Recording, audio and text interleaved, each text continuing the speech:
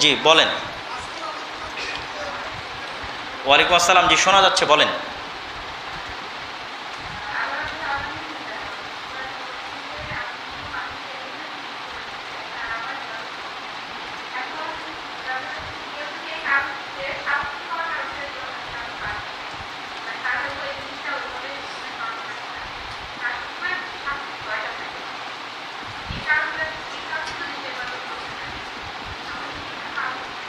আরেকটু জোরে বলবেন কি? একটু ফ্যানগুলো বন্ধ করে দাও, আরেকটু জোরে বলেন, ফ্যানগুলো বন্ধ করে দেন তো, আর সাউন্ডটা একটু বাড়ায় দাও। জি বলেন, আরেকবার বলেন। আল্লাহ রাব্বুল আলামিন যেটা বলেছেন কোরআনে যে আমি জিন ও মানুষকে এজন্যই সৃষ্টি করেছি যে তারা আমার ইবাদত করবে। তো এখন কারো যদি এই কারণটি সবসময় মাথায় না থাকে, কিন্তু তার শাস্তির ভয় আছে যে আল্লাহর ইবাদত না করলে আল্লাহ আমাকে শাস্তি দিবেন, তো এই কারণটি তার মেইন কারণ আর কি ইবাদতের। ওই কারণটি না যে আল্লাহ রাব্বুল আলামিন তাকে ইবাদতের জন্য সৃষ্টি করেছেন, এই কারণটি হয়তো তার মেইন কারণ থাকে না। তার মেইন কারণটা থাকে তার শাস্তি পাওয়ার ভয়, যে আমাকে হয়তো শাস্তি দেওয়া হবে আমি যদি ইবাদত না করি। এই ক্ষেত্রে কি এই কারণ যদি তার এটা হয়, শাস্তি পাওয়ার ভয় হয়, ওই এটা না হয়ে যে আল্লাহ তাকে এই কারণে, তাহলে কি তাওহীদ পরিপন্থী কিছু হবে কি না, আমি বুঝতে পেরেছি আপনার প্রশ্ন, যে কেউ যদি আল্লাহর ইবাদত এই অর্থে না করে যে আল্লাহ সুবহানাহু ওয়া তাআলা আমাকে তার ইবাদতের জন্যই সৃষ্টি করেছেন, এই দৃষ্টিকোণ থেকে না করে আল্লাহ সুবহানাহু ওয়া তাআলার শাস্তির ভয়ে, শাস্তি থেকে বাঁচার জন্য করেন, সেক্ষেত্রে এটি তাওহীদ পরিপন্থী কোনো কিছু হবে না। তাওহীদের লেভেলের মাত্রার কম এবং বেশি হতে পারে।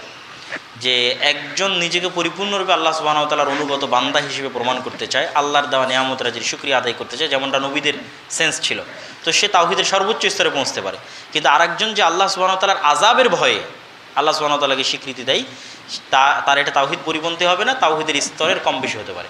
যেমন একজন ব্যক্তি বানু ইসরাইলের, যে তার সন্তানদেরকে বলেছিল যে তোমরা আমাকে জ্বালিয়ে দিবা এবং 3 ভাগ করে দিবা, একটা আকাশে, একটা পানিতে, ঠিক আছে, আর একটা মাটিতে, মানে ছিন্ন বিচ্ছিন্ন করে দিবা। আল্লাহ সুবহানাহু ওয়া তাআলা তাকে জমা করে কিয়ামতের মাঠে জিজ্ঞেস করে তুমি কেন এটি করেছিলে? সে উত্তরে বলে আল্লাহ আপনার ভয়ে, মানে আল্লাহ সুবহানাহু ওয়া তাআলার শাস্তির ভয়ে, যে আমি এত পাপ করেছি, আল্লাহ আমাকে কি দিতে পারে? শাস্তি দিতে পারে, তো আল্লাহ যেন আমাকে না ধরতে পারে এই ভয়টা করেছে। তো এই ভয়টাকে আল্লাহ সুবহানাহু ওয়া তাআলা কবুল করে তাকে কী করবেন? ক্ষমা করে দেবেন। সুতরাং আল্লাহর শাস্তির ভয় থাকা তাওহীদ পরিপন্থী হওয়া নয়। যে আর দ্বিতীয় কোনো বোনের কোনো প্রশ্ন?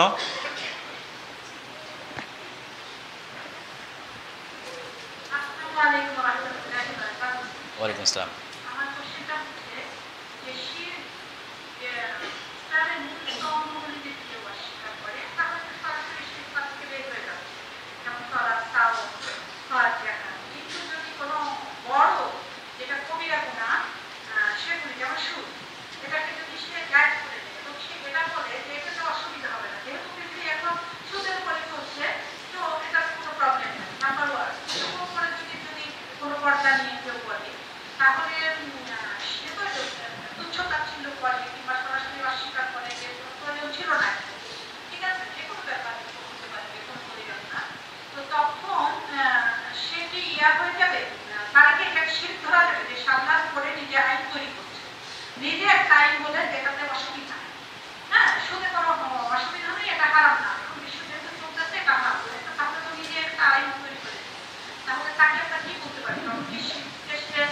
জি, আমি আপনার প্রশ্ন বুঝতে পেরেছি। সেটি হচ্ছে যে বারাকাল্লাহু ফিক, যে সেটি হচ্ছে যে আল্লাহ সুবহানাহু ওয়া তাআলার যে ইসলামের যে স্তম্ভগুলো আছে, এই স্তম্ভগুলোকে অস্বীকার করতেছে না। সে স্বীকার করে সালাত আদায় করতে হবে, সিয়াম পালন করতে হবে, হজ আদায় করতে হবে, যাকাত দিতে হবে, কিন্তু ইসলামের যে নিষেধাজ্ঞা বিধানগুলো আছে সেগুলো সে অস্বীকার করতেছে। তো আমি আবারও স্মরণ করিয়ে দিচ্ছি যে আমরা আমাদের আলোচনার শুরুতে বলেছিলাম যে ইসলামের যে কোনো আদেশ এবং নিষেধকে যে ব্যক্তি অস্বীকার করবে সে ব্যক্তি কী হয়ে যাবে? কাফের হয়ে যাবে। ইসলামের একদম ন্যূনতম ছোট থেকে ছোট সুন্নাতকেও যদি কেউ হাসি এবং ঠাট্টার পাত্র বানায়, সে কী হয়ে যাবে? কাফের হয়ে যাবে। তো ঠাট্টা করা এবং অস্বীকার করার ক্ষেত্রে কোনো লেভেল নাই, মানে ইবাদতে আদেশ নিষেধে কোনো মাত্রা নাই। ঠাট্টা এবং অস্বীকার করাই যদি সুন্নাতকেও হয়, যে কোনো একটা সুন্নাতকে সে ঠাট্টা করছে, হাসি ঠাট্টা করছে, সে কাফের হয়ে যাবে। সুদের মতো ভয়াবহ বিষয় তো বহু দূরের কথা। আর পর্দার বিষয়ে যেটি বললেন সেটি হচ্ছে মা এবং বোনদের যে টেন্ডেন্সি আধুনিক যুগে, যেহেতু শয়তানের জন্য সবচেয়ে সহজ হচ্ছে মেয়েদেরকে পথভ্রষ্ট করা, তাদেরকে অতি সহজেই শয়তান পথভ্রষ্ট করতে পারে এবং নিজের মত তাদেরকে গ্রহণ করাতে পারে। এবং আধুনিক বিশ্বেরও টার্গেট হচ্ছে মেয়েদেরকে পথভ্রষ্ট করানোর দিকে সকল প্রজেক্ট ইনভেস্ট করা, কেননা তাদেরকে পথভ্রষ্ট করানো অনেক সহজ। তো তাদের আবেগের জায়গা থেকে ডিসিশন যখন গ্রহণ করে তখন সহজ। তাদেরকে ফেমিনিস্ট মানে নারীবাদী হিসেবে গড়ে তোলা এবং পর্দা করাকে তাদের রাইটসের বিরোধী, বা আমি যদি এই পোশাক পরি তাহলে পুরুষের কি সমস্যা, এই দৃষ্টিকোণ থেকে তারা চিন্তা করে। এই দৃষ্টিকোণ থেকে চিন্তা করতে গিয়ে পর্দাকে এক প্রকার অস্বীকার করার মতো হয়ে যায়। এই জন্য আমরা মা এবং বোনদের উদাত্ত আহ্বান জানাবো, বা আপনারা যারা মা এবং বোনদের মধ্যে দাওয়াতি কাজ করেন তাদেরকে আহ্বান জানাবো, আপনারা কখনোই পুরুষের সেন্স থেকে পর্দার জন্য মা এবং বোনদেরকে আদেশ দেবেন না, যে তুমি বেপর্দা হয়ে গেলে বাইরের মানুষ কি বলবে বা ছেলেরা কি বলবে, এই দৃষ্টিকোণ থেকে কখনই দিবেন না। এই দৃষ্টিকোণ থেকে দাওয়াত দেওয়ার কারণেও অনেক সময় ফেমিনিস্ট হয় যে ঠিক আছে আমি যদি বিনা পোশাকে ঘুরি কেন, পুরুষের কি সমস্যা। আর আসলেই কিন্তু কথা যৌক্তিক যে একজন মেয়ে যদি উলঙ্গ অবস্থাতেও ঘুরে তবুও ইসলামের আদেশ কি আমরা কি দেখতে পাবো না? মাথা নিচু করে রাখতে হবে, মাথা নিচু করে রাখতে হবে। তাহলে আপনি তাকে আদেশ দিবেন কোন সেন্স থেকে, যে তোমার সৃষ্টিকর্তা প্রতিপালক আল্লাহ সুবহানাহু ওয়া তাআলা তোমাকে পর্দার আদেশ করেছে, সুতরাং আল্লাহর বান্দি হিসেবে আল্লাহর আদেশ শোনার দিক থেকে তোমাকে পর্দা করতে হবে। তখন এই জিনিসটা সে অনেক পজিটিভলি নিতে পারবে যে আসলে আমি পর্দা করতেছি, আল্লাহ সুবহানাহু ওয়া তাআলা আমার সৃষ্টিকর্তা, তিনি আমার রব, তিনি আমার রিজিকদাতা, তিনি পবিত্র কোরআনে আমাকে পর্দা করার কি দিয়েছেন? আদেশ দিয়েছেন। এটা কার আদেশ? আল্লাহর আদেশ। পুরুষ কি দৃষ্টিকোণ থেকে দেখবে, কি বলবে আশেপাশের মানুষ, সমাজ কি বলবে, এই দৃষ্টিকোণ থেকে কখনোই না। আল্লাহর আদেশের দৃষ্টিকোণ থেকে আল্লাহর গোলাম হিসেবে, আল্লাহর বান্দা হিসেবে, আল্লাহর সৃষ্টি হিসেবে জান্নাত পাওয়ার আশায়, জাহান্নাম থেকে বাঁচার আশায় আমি পর্দা করতেছি। এই সেন্স থেকে আসলে অনেক সময় জিনিসগুলো ঠাট্টা এবং বিদ্রুপ কমে যায়। জি, আর কারো কোনো প্রশ্ন বোনদের মধ্যে থেকে? ওনাদের আর দু একটা প্রশ্ন শুনে নিই। আজান কয়টা? যে আপনাদের পক্ষ থেকে শেষ প্রশ্ন যদি কেউ করার থাকে বোনদের মধ্যে থেকে। আসসালামু আলাইকুম। ওয়ালাইকুম আসসালাম।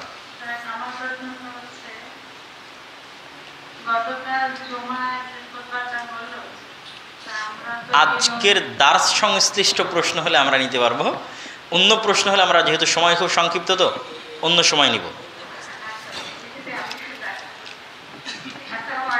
ওয়ালাইকুম আসসালাম। এখানে কেউ যদি তাগুতের সংজ্ঞা দিতে গিয়ে এভাবে সংজ্ঞায়িত করে যে তাগুত হচ্ছে যে কোনো কিছু যা মানুষকে আহ্বান করে পূর্ণভাবে বা আংশিকভাবে সেদিকে, যেদিক অবলম্বন করলে আল্লাহকে সেভাবে উপাসনা করা যায় না যেভাবে তিনি চান, তাহলে কি এটা তাগুতের সংজ্ঞা হবে? আবারও প্রশ্নটা করেন তো। তাগুতের একটা সংজ্ঞা যদি কেউ এভাবে করে যে হ্যাঁ। তাগুত হচ্ছে যে কোনো কিছু যা মানুষকে আহ্বান করে পূর্ণভাবে বা আংশিকভাবে সেদিকে, যেদিক অবলম্বন করলে আল্লাহকে সেভাবে উপাসনা করা যায় না যেভাবে তিনি চান আর কি। আসলে কি জানা যায়? আচ্ছা, উদাহরণ বলেন আপনি, আপনার এই সংজ্ঞার উদাহরণ কি? যে কোনো সিস্টেম হতে পারে, যে কোনো আইডিওলজি হতে পারে, যেটা কিছুটা হয়তো বা ইসলামের সাথে রিলেটেড, বহু মানুষের আর কিছুটা হয়তো বা। আচ্ছা, আমি যদি আপনার প্রশ্ন থেকে বুঝতে পারি যে আপনি যদি এই ধরনের কোনো সিস্টেমের কথা বলেন যে ডেমোক্রেটিক সিস্টেম বা সমাজতন্ত্র, গণতন্ত্র, অবশ্যই এগুলো তাগুতি সিস্টেম। পৃথিবীর এমন কোনো সিস্টেম, এমন কোনো পথ পদ্ধতি, এমন কোনো তন্ত্রমন্ত্র যা আল্লাহ সুবহানাহু ওয়া তাআলার পূর্ণাঙ্গ ইবাদতে, আল্লাহ সুবহানাহু ওয়া তাআলার পূর্ণাঙ্গ আনুগত্যে, আল্লাহ সুবহানাহু ওয়া তাআলার পূর্ণাঙ্গ উলুহিয়াতে বাধা তৈরি করে, সেটি কি সিস্টেম? তাগুতি সিস্টেম। জি, জাযাকাল্লাহ খাইর। জি, ভাইদের মধ্যে থেকে আর দুটো প্রশ্ন নেব দিয়ে শেষ করব। বারাকাল্লাহ। জি, আপনাদের আরেকটা প্রশ্ন ছিল বলছেন? জি, বলেন বলেন। একজন পেশাদারি কুকুরকে পানি পান করানোর জন্য জান্নাতে যাবে, এরকম একটা হাদিস আমরা জানি। তো আজকের আলোচনাতে আমি এটা ব্যাখ্যা করছি। হাজিরার ব্যবস্থা করা আছে না? নয়নকে জিজ্ঞেস করো তো, নয়নকে ডাকো তো এখানে, যে এইটার উত্তর চাচ্ছেন তাকে সে তাওহীদপন্থী নয় এরকম কিছু বলা আছে নাকি হাদিসে? এরকম কিছু বলা নাই তো। পেশাদারি বলতে আমরা সাধারণত সে বেনামাজি হবে এটাই স্বাভাবিক। তখন তাদের উপরে নামাজের বিধান ফরজ ছিল কিনা মানে এই প্রমাণটা লাগবে যে সে মুশরিক ছিল, এই প্রমাণ তো হাদিসে কোথাও বলা নাই। সুতরাং আমরা ধরে নিতে পারি যে অবশ্যই সে কি ছিল, আল্লাহ সুবহানাহু ওয়া তাআলাতে বিশ্বাস স্থাপন করতো, করার পরও কাবিরা গুনাহ করতে পারে। জি, তারপরে মাইক নিয়ে প্রশ্ন করলে অন্যরাও শুনতে পাবে। এটাই লাস্ট কোয়েশ্চেন, তারপরে আমাদের হাজান হবে এবং আমরা সালাতের জন্য প্রস্তুতি নিব। এবং অবশ্যই হাজিরার একটা সিস্টেম আছে, আর আমি জানি না যে বোনদের ওখানে হাজিরার কোনো খাতা দেওয়া আছে কিনা। যদি দেওয়া হয়েছে, আচ্ছা আচ্ছা ঠিক আছে, তাহলে আপনারা সেখানে অবশ্যই আপনাদের হাজিরা করবেন। আর এখানেও একটা সিস্টেম আছে, এখানেও আপনারা হাজিরা করবেন। যারা নিয়মিত উপস্থিত হচ্ছেন তারা, যারা শুধু আজকে উপস্থিত হয়েছেন তাদের জন্য হাজিরার প্রয়োজন নাই, যারা ধারাবাহিক উপস্থিত হচ্ছেন অনলি তারা হাজিরা খাতায়, প্রথম ক্লাসে যারা ছিলেন 4টাতে বা প্রথম ক্লাসে ছিল। হ্যাঁ জি বলেন। আমরা যে বর্তমান সমাজে চলতেছি সবারই দেখা যাচ্ছে যে একটা ব্যাংকিং অ্যাকাউন্ট দরকার হয়, সেভিংস এর দরকার হয়। এটা দার্সের বাইরের প্রশ্ন হলো, দার্স সংশ্লিষ্ট কোনো প্রশ্ন আছে আর? জি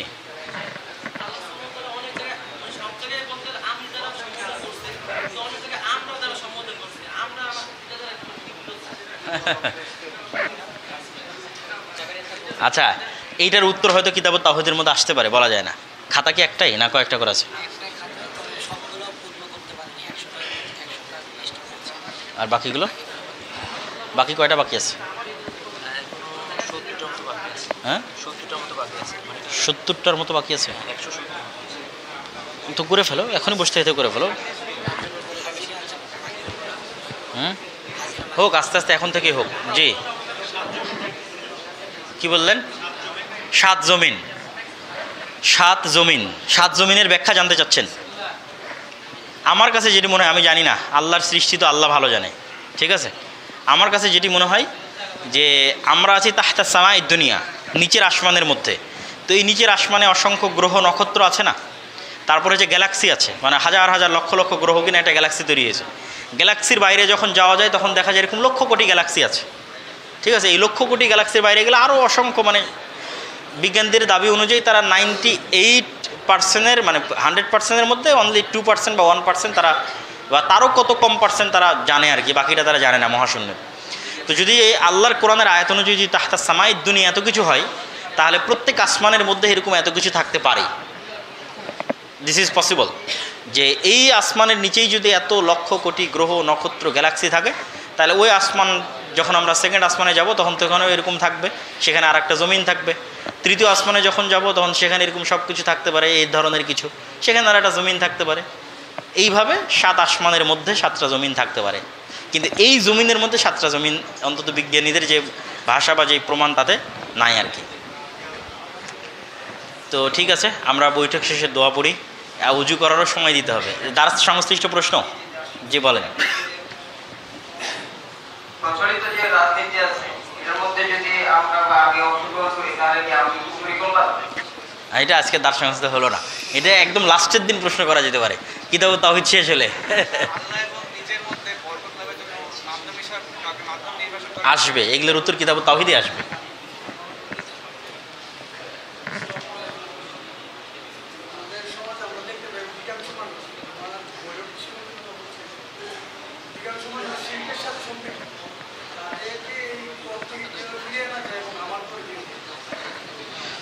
এরকম কিতাবুত তাওহীদের দার্সে অংশগ্রহণ করাতে হবে। জি আমরা বৈঠকে দোয়া পড়ি, সুবহানাকাল্লাহু ওয়া বিহামদিকা আশহাদু আল্লা ইলাহা ইল্লা আনতা আস্তাগফিরুকা ওয়া আতুবু ইলাইক।